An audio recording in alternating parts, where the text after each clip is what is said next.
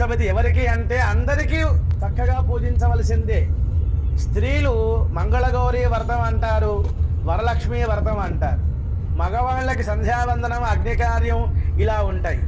ఈ 4 అంటే ఇక్కడ మనం చెప్పటం గృహస్థు కానీ, బ్రహ్మచారి కానీ, వానప్రస్థంగా ఉన్నవారు కానీ, అదేవిధంగా తురీయ స్థానంలో సన్యసించిన వారు ఎవరైనా అందరూ గణపతిని పూజించాల్సిందే. అటువంటి మహత్తరమైనటువంటి వినాయక చవితి భాద్రపద శుద్ధ చవితి నాడు సాయంకాలం పూట ఈ యొక్క వినాయక ఉత్పత్తి జరిగింది కాబట్టి ఆ రోజున పిల్లలు అందరూ కూడా స్వామివారి దగ్గర షోడశ ఉపచార పూజ చెయ్యాలి, పుస్తకాలన్నీ కూడా పెట్టాలి, గుంజీలు తీయాలి. 21 పత్రాలతో పూజించేటప్పుడు నమస్కారం చేస్తూ సిద్ధి విఘ్నేశ్వర ప్రసిద్ధిగా పూజించు వనరంగ 21 పత్రి దానిమ్మ మరువమ్మ దర్భ విష్ణుక్రాంత ఉమ్మెత్త దుర్వార ఉత్తరేని కలువలు మారేడు గన్నేరు జిల్లేడు దేవకాంచన రేగు దేవదారు జాజి బలు రక్కసి జమ్మి దాసాని పువ్వు గరిక మాచి పత్రి మంచి మునగా అగరు ధూప దీప నైవేద్యములతోడ భాద్రపద శుద్ధ చవితి పట్టపగలు కోరి పూజింతు నిన్ను నా కోర్కె తీరా. ఈ విధంగా పిల్లలందరూ కూడా పట్టపగలు పూట ఈ యొక్క వినాయక వ్రతాన్ని ఆచరించాలి. కొన్ని ప్రాంతాలలో ఈ యొక్క వినాయక చవితి యొక్క ఆవిర్భావ ఘట్టము సాయంకాలం పూట జరిగింది కాబట్టి ఇంటి దగ్గర ఊర్లో పందిరులు ఉంటాయి కదా, అందరితో పాటు సమూహంగా చేస్తూ ఉంటారు వినాయకుడిని పెట్టుకొని. అది సాయంకాలం పూట చేయటం మనకి ఆచారం కలిగిందనమాట.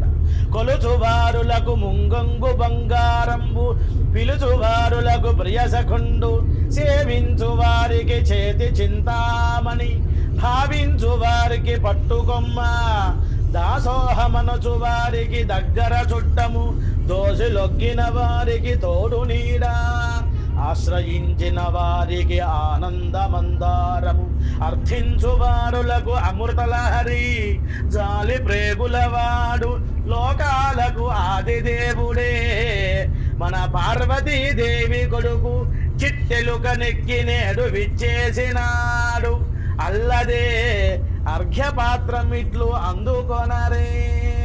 వినాయకుని యొక్క విగ్రహాన్ని ఇంటికి తీసుకువచ్చేటప్పుడు అక్కడ తెచ్చినటువంటి వారికి పాదాలు కడగాలి, హారతి ఇవ్వాలి, లోపలికి తీసుకురావాలి. చక్కగా ప్రతిష్టాపన చేసి 9 రోజుల పాటు నవరాత్రి ఉత్సవంగా పగలు మధ్యాహ్నం రాత్రి 3 పూట్ల 3 కాలాలలో ఎవరైతే భగవంతుణ్ణి పూజిస్తారో గంధ సింధూరం అలా స్వామికి అలంకరింపజేస్తారో వారికి సర్వ సిద్ధులు పొందుతాయి. అందుకనే చూడండి అనిమ గరిమ లఘిమ ఈశిత్వ వసిత్వ ప్రాకామ్య ఇవన్నీ కూడా అష్టసిద్ధులు అన్నమాట.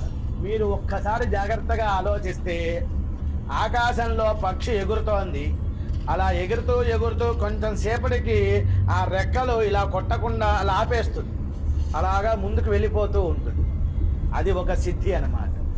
ఆ విధంగానే మనకి సంక్రాంతి సమయంలో గంగిరెద్దును తీసుకువస్తాడు సూత్రధారి. అతను ఏం చేస్తాడంటే పడుకుంటాడు, అతని మీద ఈ 100 టన్నులు ఉన్నటువంటి అంత బరువు ఉన్నటువంటి గంగిరెద్దు వృషభము ఎద్దు అతని మీద ఎక్కుతుంది. మరి ప్రాణం పోవాలి కదండి. ఎవరైనా సరే అంత బరువుగా ఉన్నటువంటిది అతని మీద ఎవరి మీదైనా సరే నుంచుంటే ప్రాణం హాని కలగటానికి అవకాశం ఉంటుంది. ఆ సన్నివేశంలో ఎద్దు తన యొక్క శరీరాన్ని కొంచెం బరువును తగ్గించుకుంటుంది. ఇదంతా కూడా సిద్ధులు అన్నమాట. ఆ విధంగా వినాయకుడు అదేవిధంగా ఆంజనేయ స్వామి వారికి అష్టసిద్ధులు ఉన్నాయి. కనుక కలియుగంలో ఎవరైతే వినాయకుడిని అదేవిధంగా ఆంజనేయ స్వామి వారిని కపి వినాయక పూజిస్తారో సకల శుభములు కలుగుతాయి. ఈయనకేమో తొండం ఉంటుంది, ఆయనకేమో తోక ఉంటుంది. కాబట్టి ఈ వినాయక చవితి నాడు అక్కడ ఉన్నటువంటి విషయాన్ని మనం తెలుసుకుంటూ 21 పత్రి పేర్లు కూడా మనం తెలుసుకున్నాము. స్వామివారికి ఎక్కువగా కష్టపడకుండా తక్కువగా సులభమైన దైవం, సుప్రసన్న దైవం, మనం చూడండి, కాస్తంత కుడుములు ఉండ్రాలు పెడితే చాలు, పచ్చి పప్పు, పెసరపప్పు, పానకము, వడపప్పు పెడితే చాలన్నమాట.